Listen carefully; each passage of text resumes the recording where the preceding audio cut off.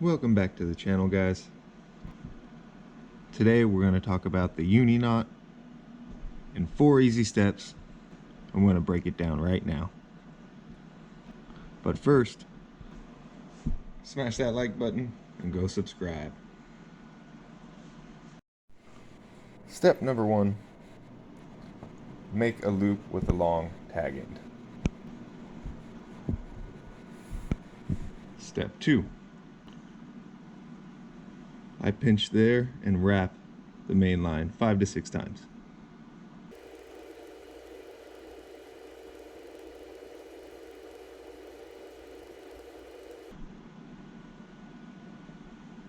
And finally, cinch it all together.